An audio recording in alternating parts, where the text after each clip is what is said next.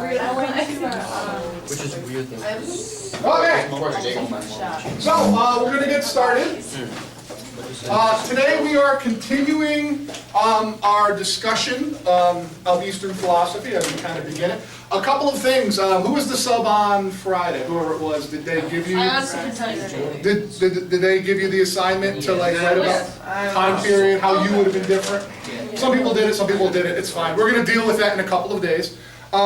Here's a couple of just notes. So I've been reading your journals, and one of the things I noticed is a lot of people seem to like this stuff, which is great if you do.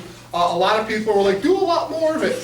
We'll talk about the egoic ego stuff, the egoic mind stuff, in regards to all of the specific philosophies we're going to do. So we're going to do later this week Advaita Vedanta, which is a type of Indian philosophy. And then we'll move on to Buddhism and Zen and Taoism, all the rest.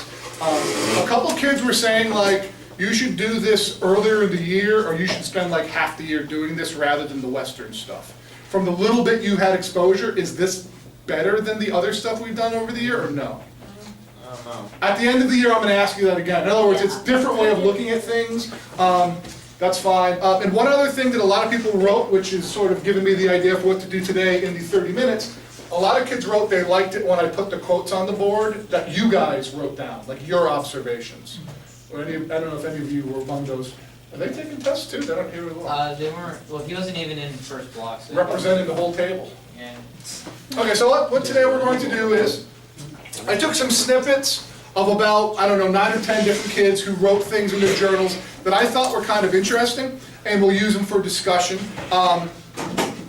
One thing, I think I probably already said this, but I'll say it again. Some of you are going to be like, oh my God, that was mine, which is fine. You're getting all proud over it. And others of you are going to be like, oh my God, that's mine, and get all sort of like pushing away from it. And that's sort of the egoic mind talking. Nobody knows it's you. If you don't tell anybody, nobody will know. So, let's go through these.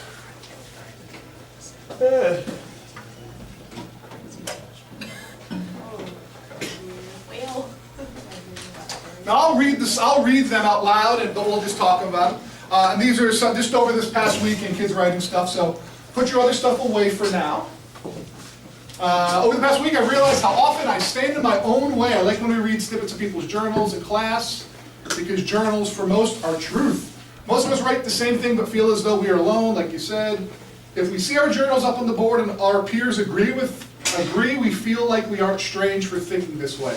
Do you guys find that, like, when you realize somebody else kind of has the same thoughts that you had, or has the same problems that you have, and you never realize, it makes you feel better almost? Not in sort of a, oh my God, that person has a crappy thing going on, but in that you feel connected and that you're not the other one going through them. If we see our journals up on the board and our peers agree, we feel like we aren't strange for thinking this way. I also feel like a lot of what is important to people is about not being alone. It isn't just that we want people around us, we want to be wanted, we want to be belong, we want to be a part of something bigger than all of us. I'm going to come back to this concept again numerous times, but when you think about it, every moment in our life that we are really happy, that we are really content, it's always in direct connection with another being. Either like your animal, definitely your animal, but also with a person. Now, I've said this before, the only exception I can think of where you actually have a great feeling when it's not connected with others is like a sense of achievement. Who knows what I'm talking about? When you achieve something, you've won the award, or you did something, and you feel awesome, that's not connected with other people. But let me ask, is it connected with other people? Because aren't you thinking about how they are going to be so proud of you, or how you prove them wrong, or whatever it is? So it's really odd. A lot of times, when we feel, as it says right here, of not being alone, we want to be wanted, we want to belong, to be part of something bigger than all of us. We're going to do this later on, but I find that when you're actually with people, it kind of feels right. You guys know what I'm talking about? Who actually really, I enjoy being alone. Who actually enjoys being alone? And that's awesome. But could you be alone all of the time, or do you need that connection at times to feel that you're not in the boat by yourself? Next quote. These terrible thoughts I can have come typically at night. In the way I have been thinking about it and wishing it would just go away, I have been allowing it to stay in my mind and take control, because the longer I plead for the thoughts to go away, the more I am thinking about it, allowing the thoughts to take over. So if any of you in the past who've had sort of the mind going off like an alarm, just ringing continually, do you try to stop your mind from thinking about something? Who's ever done that? doesn't ever work. It doesn't. And that's what they're basically saying. I have been allowing it to stay in my mind and take control because the longer I plead for the thoughts to go away, the more I'm thinking about it, allowing my thoughts to take over. Eastern philosophy has taught me things about myself that I haven't realized are there. So the concept of Eastern versus Western philosophy, one of many concepts. Western philosophy looks at the whole world and analyzes it and decides very general terms. Eastern philosophy really looks inside of yourself, which is why it can be sort of like a light bulb moment where all of a sudden something makes sense, but it also can be kind of painful because it pulls out things about you that you wish weren't true.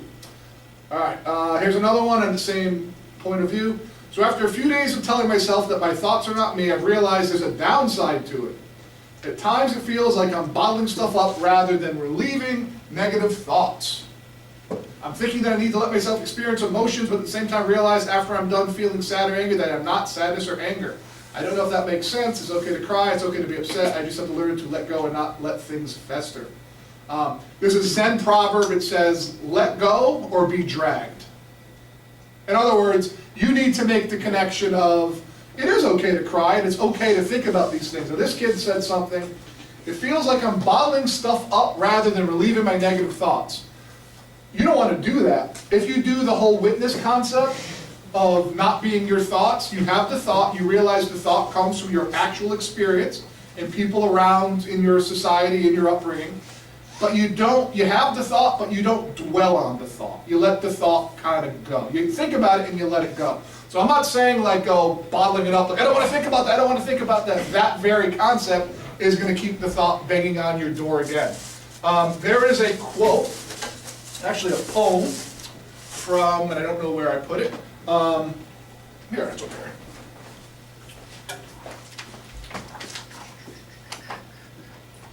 It's a poem by Rumi. It's called The Guest House. So the concept is, it's a pretty short poem. It says, being human is a guest house, every morning a new arrival. A joy, a depression, a meanness, bless you. Some momentary awareness comes as an unexpected visitor. Here's the point. Welcome and entertain them all, even if they are a crowd of sorrows who violently sweep your house empty of furniture.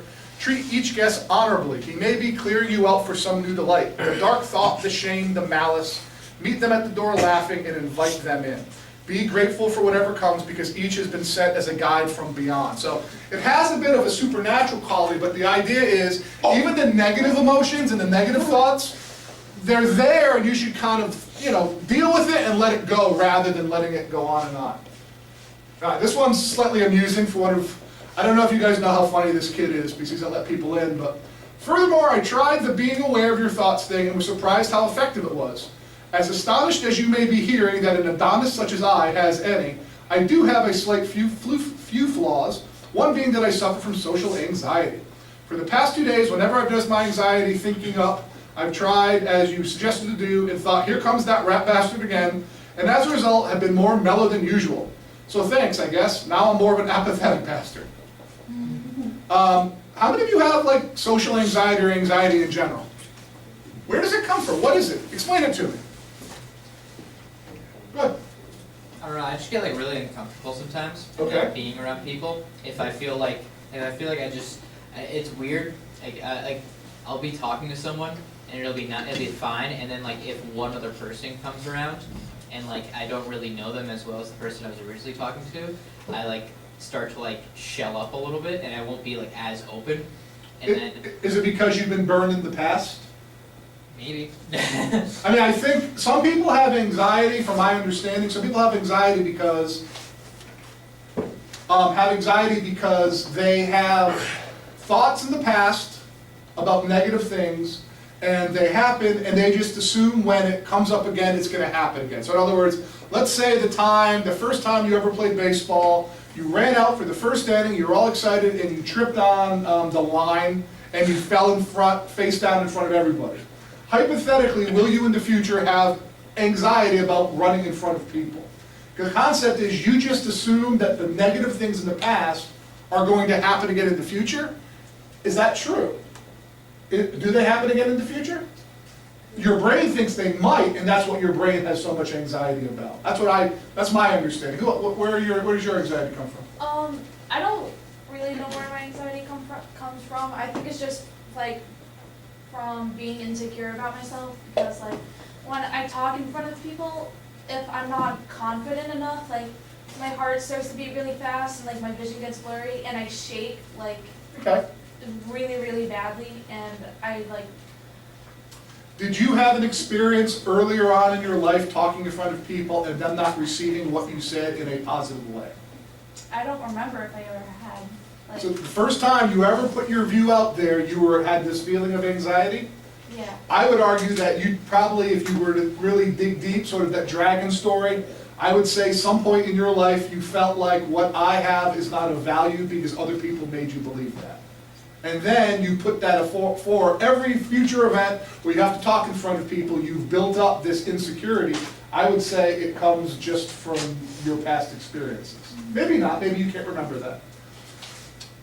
Next slide. My problem with the egoic mind is that it tells you to realize that your thoughts and ego are not who you are, but they are. You would not be who you are without your ego, and vice versa. Ego is good. In order for society to keep progressing, you have to identify with your ego and realize that it's good that you feel terrible about what you just did, because now, the next time you go to do it, you're going to do it more efficiently and correctly for that matter.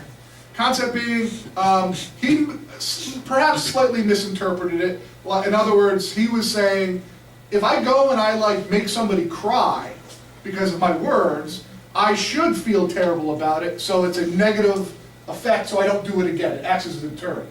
You could do that without the egoic mind. But what do you think about this, what he wrote up here? Any general thoughts? Do you agree with that? I think an ego is good. If I said otherwise, that's not true. What is the ego? The ego is basically your personality. It's who you are. It's the way you think. But the concept of Eastern philosophy is there's something behind that. It's not like you're some bipolar person who has two different personalities. There's something behind that. And we'll get to it. Same person wrote, one thing I definitely agree with is the idea that in order to create a better future for yourself, you first have to work on the now or today. I'll stop right there. I think you all know this, but think about the concept you're always in the future or the past. And you're always regretting the past, and you're always hoping for the future, but you probably have fear or anxiety about the future.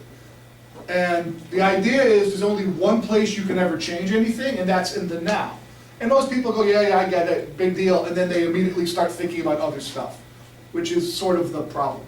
Oftentimes people are worried about the future so much they forget about what they have to do to get to that point, or what they have to do to avoid it. Life is very much like this. Life is very much like a highway. The faster you try to move through it, the more you notice people are getting in your way.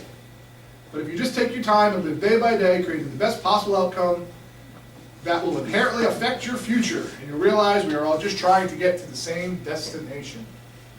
All right, this was a good one. Somebody, when I had these quotes read last class. On another note, I think the whole catching yourself when the ego comes into play is actually pretty helpful. Who's actually been able to do it? Who's caught their ego sort of doing stuff? Not caught it in others, that's easy.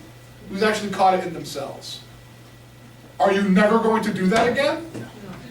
No, you still should. But are you now more aware of your motivation? Yes. And is that in your opinion, is that a valid motivation? That will determine whether or not you continue to do whatever it is you're doing. So in other words, if I help people because I want to feel good about myself and they get benefit, it's still worth doing that, not to stop that. But I think a lot of times we protect our ego, and I'll give examples. I don't usually catch myself thinking like that, but when we were looking at the quotes from other journals. When one showed up, I thought, that's more well written than mine. And I felt bitter for a second, but then I was like, wait, why? Have any of you looked at these journals up there and thought, wow, my journals haven't been this good? Has anybody thought that? No? No. Well, you have to write the journals in order to. Does it matter? It doesn't matter at all. That's what they're saying. As they continue, she says no. After a while, I actually just enjoyed what the other people meant in theirs. I can't remember which entry it was, but one of them had me grinning like an idiot. And it wasn't because I thought it was worse or better than mine. It was because I generally found it entertaining. It's really hard. I would argue even your best friends, when they receive something that you kind of wanted, there's a bit of bitterness, or just for that split second. You two, I bet even if like, because you like each other, and there's other friend groups in here, but like, if you got some award, and you kind of wanted it, you'd be happy for it, but would there be a little bit of like, Oh, yeah. but like a lot of people don't see that.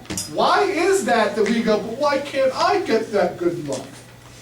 You can have that view your whole life, but why not me? That's fine. But the argument is it doesn't leave you any better off than just to be happy. Thoughts, comments, go ahead. I was just thinking of an example that actually happened like not even that long ago. Yep. Between like me and like Somebody else. Dakota and like 4 other people on the cheer team. It's really stupid, Go but ahead. there was like every year the coach picks like 5 people to try out for like this ECC All-Star Award. Yep. And all the 5 girls on the team, including me, Dakota, tried out, and like they give out honorable mention, and then you get like, or you're like an actual all-star. Yeah. And I got honorable mention, and everyone else on my team got the actual all-star award. And I was actually kind of mad about it. But is it natural not to wish that Yeah, you but it's had? like stupid because like I still got an award, so who cares? That's the thing. It Some is. people don't get honorable mention at all, so. It's natural to go like, why can't I have it like they have it? But really, now think about it. That concept I just said, why can't I have it like they have it? Isn't that just us creating our own suffering? It's Ideally. Because there's no problem there. just generally Like, something. they got the award. They're your friends. Dakota got the award. Awesome. You didn't get the award. Not so awesome. And some people, because you're doing it with a sense of humor, so obviously you can deal with it better than others, but a lot of people create a massive problem where there is no problem at all. There's no problem that happened. Yeah, that's Really, what but how about me? I mean, that day I was kind of like, wow, what the hell? Like, I probably suck. But then I was like, you know, whatever, I don't care. Well, but that's the thing. Whether you realize it or not, you handled that correctly.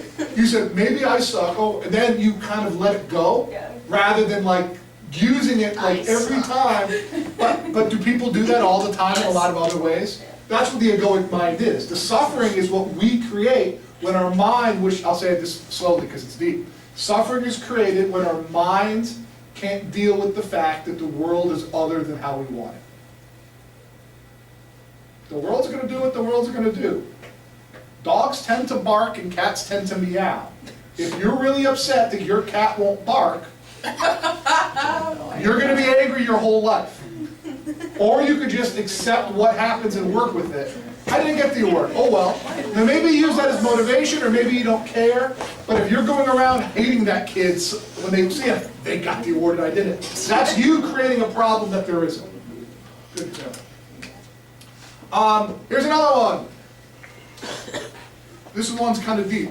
So I'm still anxious lately for a few different reasons, and I guess Eastern philosophy would say they all stem from ego-related issues. Maybe I think too much. Who in here definitely thinks too much? I definitely think too much. I've over time sort of figured this out, so I don't think as much. I was hoping Eastern philosophy would be an easy pill that would ease my nerves, but I am not remiss to say it's not. I've still learned from it, even if it's indirect. Here's the part that I like. We were told that our Western world's chronic problem is that we are always becoming, never being. I don't want to be, I want to become. Being is final, and finality is never something I have wanted. What does that quote mean? Always becoming, never being. What do you think that means? Mr. Pepin, what do you think that quote means? The actual quote was Einstein saying, people in America always are becoming, never being. What does that mean to Because you? you're always striving for something and striving for more. Is that a bad thing? Always- What? Is that a bad thing? No. I don't see it as a bad thing. Okay. I see that since you're always becoming, you're, experiencing more and learning new things and doing more and more and more and not stopping. And more is better. Yeah. I'd say more is better. Okay. Other views? Joe? Like, I'm always thinking about becoming, and I'm like, I never just be, but I really wish I could, because if you're living in the moment and you're just being. Accepting who you are in that moment. Yeah, accepting what everything is for what it is in that moment. It's probably like really relaxing and nice to like just sit back and. Enjoy life? Yeah. Like, Imagine if you could just enjoy life and not have to be rushing off to your next stage of development. Yeah, like everybody around me and my family is always talking about me going to college, and I'm just like, can't I just focus on what's going on right now? Okay, But everybody's like, making me fair enough. Jack, do you want to say something? What does being is finally mean? Say again, please? I don't, like, what does being is final mean? I don't agree with that, like, Being is final and finality is, well, the way this person is interpreting it is, always becoming, never being. They're interpreting it as, well, here's how I interpret it. I interpret it as, for some reason, this is kind of deep, so just follow along. I think for some reason we're never happy or content with who we are. We always know we can improve, and we always can improve. And we're always on the process of becoming something else. So, I don't like being a senior in high school. This is miserable. I hate all these people I've grown up with. I wish I grew up somewhere else. I can't wait until, so rather than being where you are now, you are always in the process of becoming something else. You're always pushing it down the road. The argument is, because if you're always pushing it down the road, here's the deep thing, are you always subconsciously saying, I'm not good enough right now? You following that? If you're saying, I'm not good enough right now, how? How are you not good enough? Now, we all have flaws that we can work on, but always becoming, never being means we're always thinking the future. We're always thinking about, oh, I can't wait until the summertime so that I can, or I can't wait until, and you're always never accepting right now. You're always pushing it down the road. So this person thinks being is the final thing. Now maybe you think they misinterpreted it?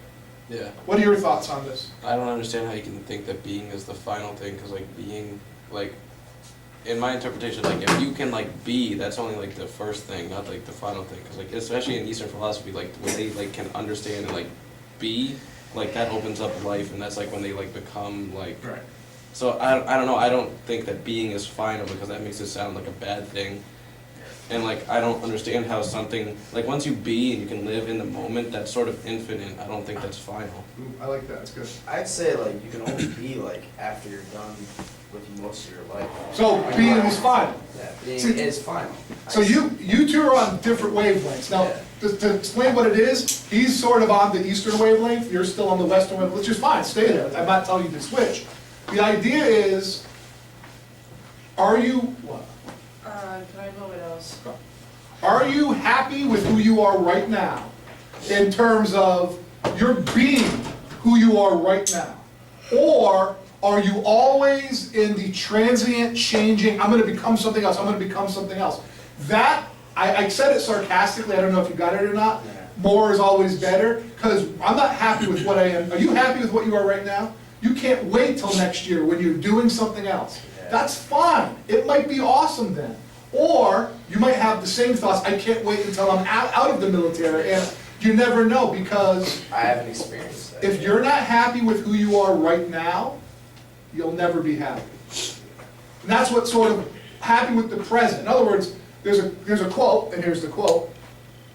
This is from Roshi Suzuki, who's the man who brought Zen to America.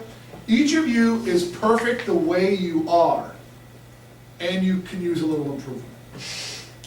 And that's sort of the key. Perfect the way you are, meaning I think that most people in our society always have a unease about themselves. I'm not good looking enough, I'm not smart enough, I don't have a good enough job, whatever it is.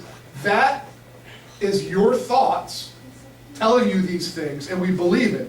This is just saying, however you are, you're perfect. It's also a different way of looking at your past. This is deep as well. When you look back at your past and the bad things that happened, I know some of you have already mentioned this, can you look at the bad things and see how they made you who you are now? Yes.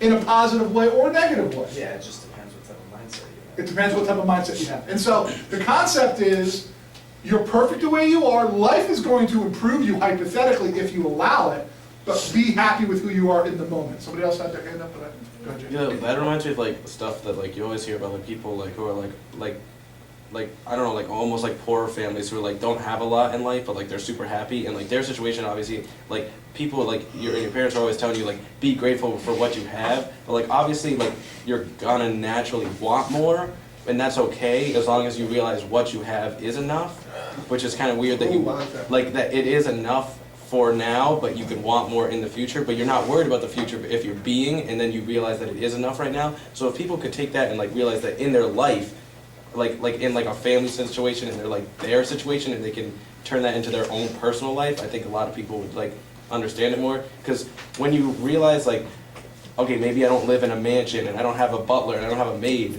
but I just got this and I got that and life is pretty good right now. Like obviously there are people who are below you and above you, but if you can think about like, if you could ignore those people and just focus on yourself, then like how can you not be happy? Because there's no problem if I didn't make the cheer team or not. Yeah. Or if others made it, unless I make it a problem. You said something in the beginning I like a lot. You said it's natural to always want more. Yeah. Is it? Yeah. Which is, I'd say yeah. it's natural, but like once you get past that natural urge, like you can get past all your natural urges once you like, I don't know, train I your think mind it's just down. Yeah, mindset. I think it's pretty natural. Like, if you're poor and you don't have a lot of money, you're like, oh, I wish I was living in a better house. Is that natural to just our culture or every culture? Probably just our culture. I got you. Go. I think it's not even looking at it culture-wise. I think that as human beings, Yeah. we constantly want to like further our own states. Do we? Like well, because like it's just like you don't want to suffer. Well, let me jump in right now. All right, so follow this. The concept is this. We always want more because what we really want is whatever completes us, whatever makes us not suffer. What suffers is in our own mind, that I'm not enough, I'm not this, I'm not that, I need more. And you keep shoving things into the hole, trying to fill up the hole, but the hole will never be filled until you fill it from the inside. That's sort of the concept. I don't know if you guys got that or not, but we always want more. I want more awesome experiences. I want a better dirt bike. I want a better car, a better house. I want more vacations. I want something that fills that hole. And what happens is nothing fills that hole, so we keep wanting more and more and more. What Jack said in the second ago, somebody who's poor, if you're not aware that there's richer people, somehow if you're just not aware, would you be as miserable as you are than if you realize your next door neighbor was rich? You would just accept what is and be happy with it because it makes you whole. But our minds are, remember how it is, our minds are taught to compare. You know, you're compared in school grade-wise, so you're always thinking, I'm not good enough, I'm not, or I'm awesome, whatever it is, whichever way your mind makes it, you create the suffering from inside, and then you try to fill the suffering or end the suffering from outside. And that's where the more and more comes from. Is there another byproduct of society? But I would argue it is.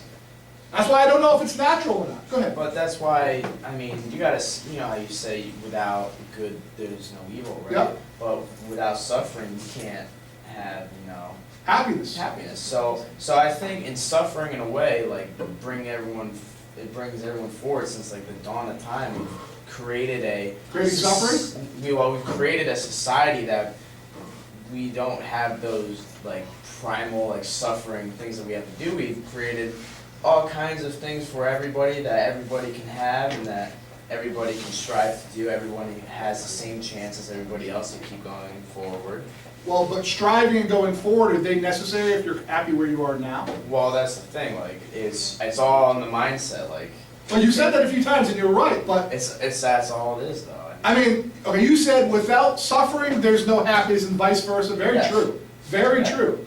So you know what people like Suzuki Roshi wanted to do?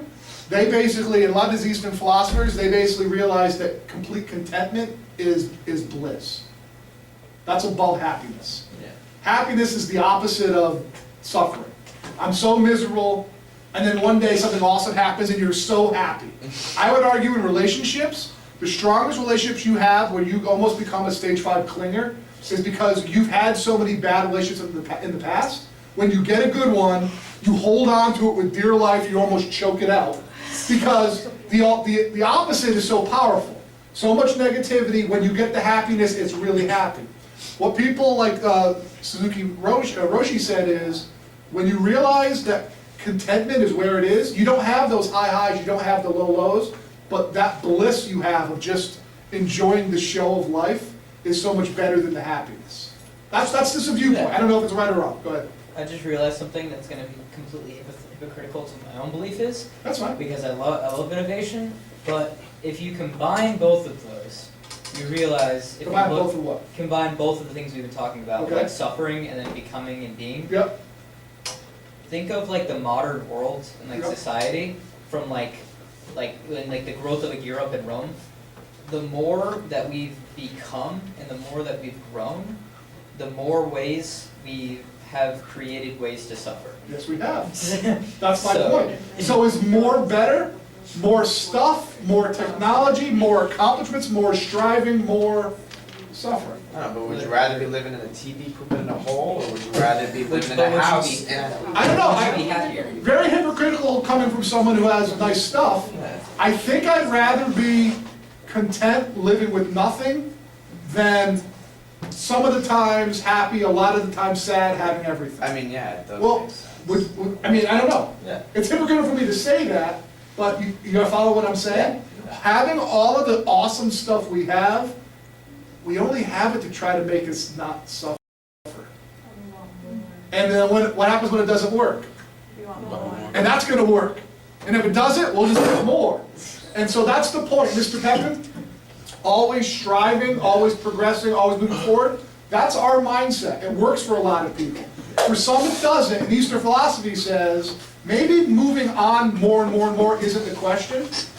If you're not happy with what you have now, you'll never be happy with what you have. It's a different mindset. Go ahead, Joe. When I first tried to start I don't know, becoming more of a open-minded Eastern philosophy kind of dude, I guess. You started hugging the tree in my room, yep. Yeah, I started thinking to myself why, what you were talking about earlier, we want more vacations and more this and that, and I was thinking to myself, why do you have to why do you have to go on vacation to be happy, or why do you have to get a brand new car to be happy? Why can't you just wake up and look forward to every single day, and wake up every day and say something great's gonna happen today and look forward to it? And then I realized that even that was a dumb mindset, because why are you looking forward to what's gonna happen today? Why can't you just wake up every morning and say, wow, I'm alive, let's just see what, you shouldn't be, even when you wake up in the morning, you shouldn't be looking forward to what happens the afternoon. You should be focusing on the now, when you first wake up, from the moment you wake up to the moment you go to bed, you should be not looking forward to anything, even if it's the mindset of getting out of bed, today's gonna be a great day. Don't even say today's gonna be a great day, just say today is a day. That's where the contentment comes from, because as soon as you're grasping for something that you're not, or grasping for something, or desiring for life to be the way you wish it was, you're not accepting that it's gonna just do what it does. I mean, I often use things like life does what life does, or life gets in the way sometimes. What's that? Because, Are you serious? Yeah. Oh well. Right here. I thought you were like, no, you're saying.